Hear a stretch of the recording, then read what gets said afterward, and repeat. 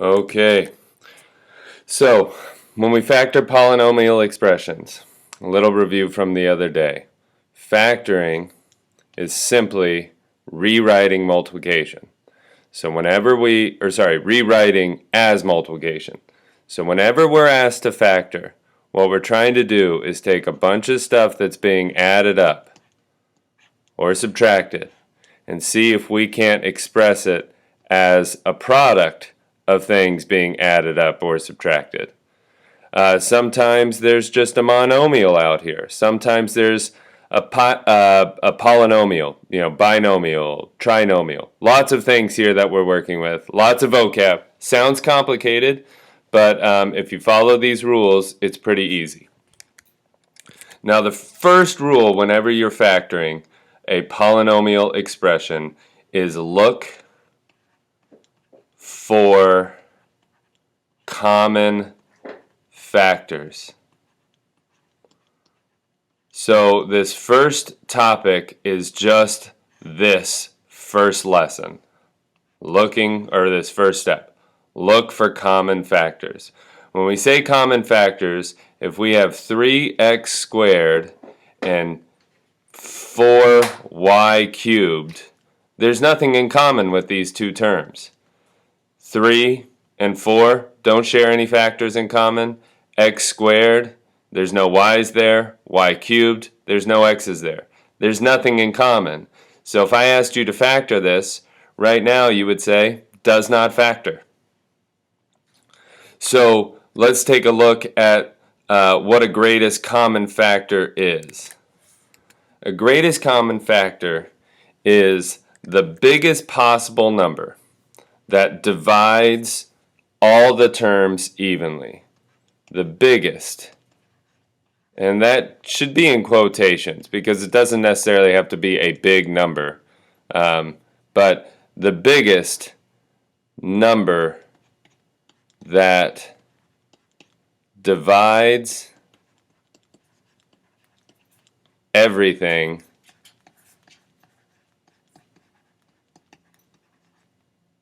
in the expression. Little review. An expression. A mathematical thing that has no equal sign, right? It's just an expression, no equal sign. That's all we're working with right now. We'll deal with equations later, but right now this idea of an expression, we're looking for the biggest number that's going to divide everything in that expression. So take a look at this example. I've got negative 32 plus 8n. Now I'm going to start by rewriting this as 8n minus 32. Remember, that's what we call descending order. The highest power is a 1, so this is a linear term. We call this a linear binomial. My next step is to look at these numbers and see if there's anything in common to both of them. If you said 2, you're not wrong. There is a 2 in common. If you said 4, you're not wrong. They also have a 4 in common. But the biggest number that divides 8 and 32 evenly is 8.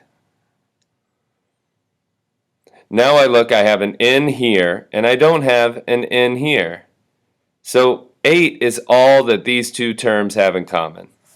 So my next step is to actually do the factoring. So I'm going to pull this factor out. And what I mean by that is I'm going to take this term and I'm going to divide by 8. And I'm going to take this term and I'm going to divide by 8. And 8n divided by 8, the 8's cancel and I'm left with an n. The minus sign's just going to stick right here. And now I'm going to divide 32 by 8 and I'm going to get 4. I've got this as my final answer. If the directions say factor, you want to stop when there's nothing left in common here anymore and everything has been factored out. Now, if you like to check your final answer, on a piece of scratch paper, write this out, distribute the 8, and you should get your original question. Now ours would be 8n minus 32 because that's a better way to write it in descending order. Let's try another example. So pause the video now and see if you can do this one on your own.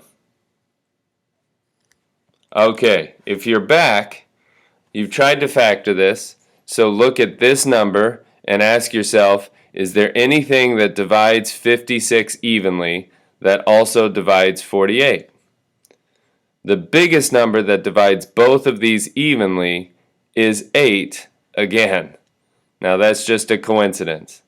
If you didn't get 8, that's okay. I'll show you something else that you could see in just a second. So I'm going to divide this by 8. I'm going to divide this by 8.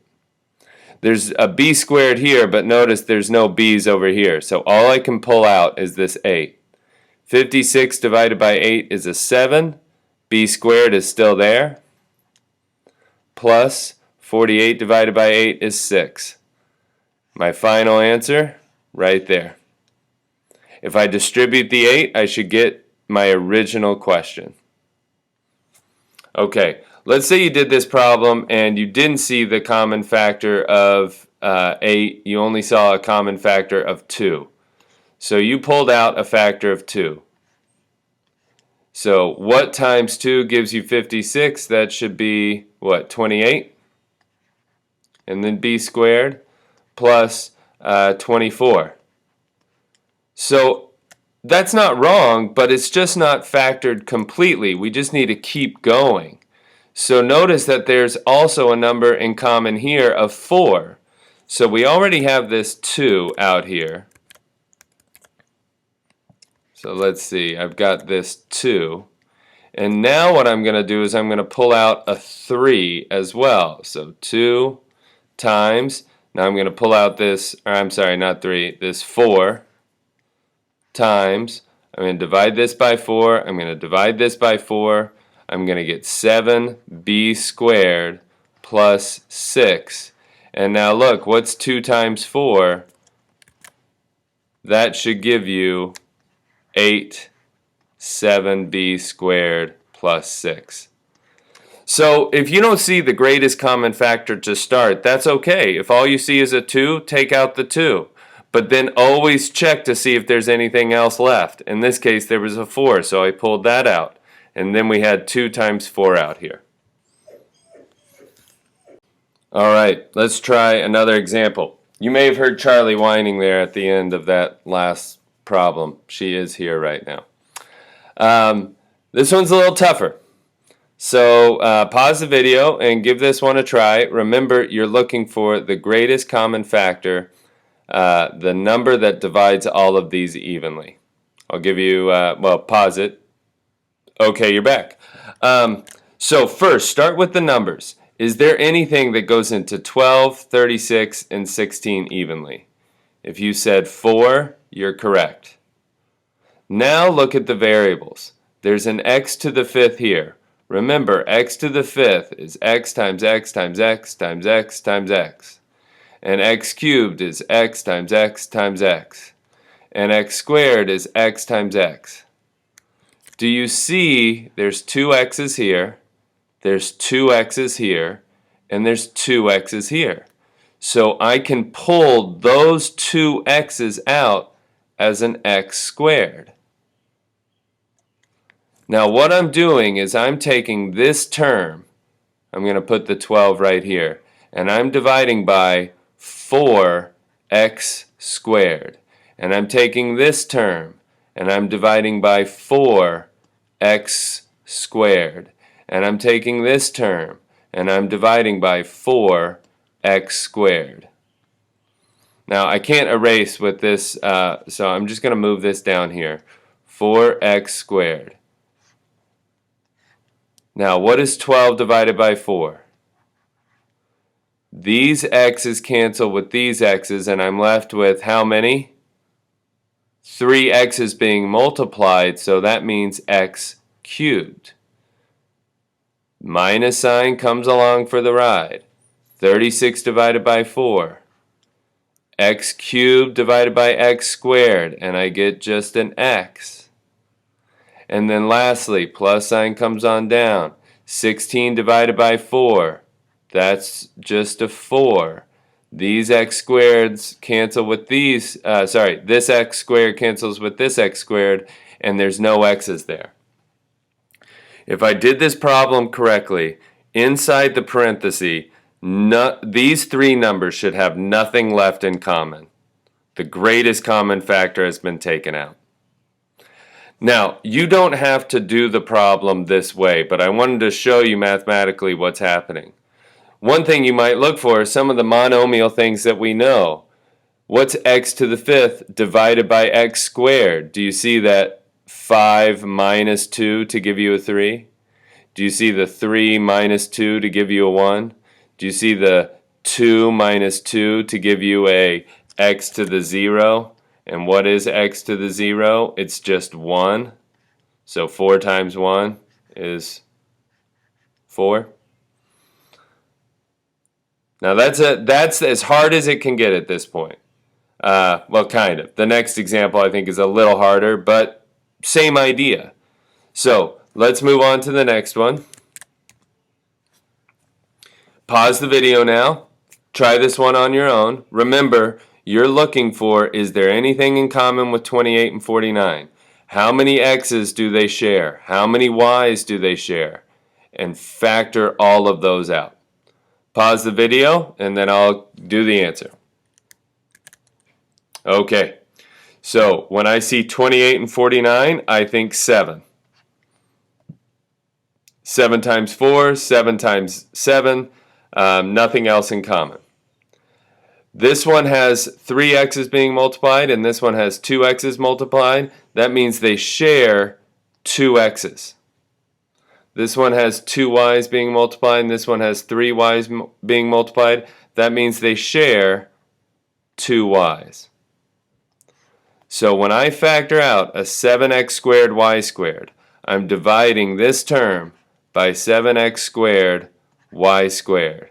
I'm dividing this term by 7x squared y squared. What is 28 divided by 7? What is x cubed divided by x squared? What's y squared divided by y squared? Minus sign comes along for a ride. 49 divided by 7? 7. X squared divided by x squared is 1. Y cubed divided by y squared is y. Look at the red numbers in the parentheses. Nothing left in common. I know I factored this completely. This is the greatest common factor, the GCF. Okay, there is a handout on the portal for you to do. Please don't print it off. Just do it like they were book problems. The answers will be also posted in a separate file for you to check. Some you may not factor. So I think on the answers they just have the same expression written down again. But you can just write does not have a greatest common factor. That would be the most accurate. But if you said does not factor, that's okay. All right. Peace.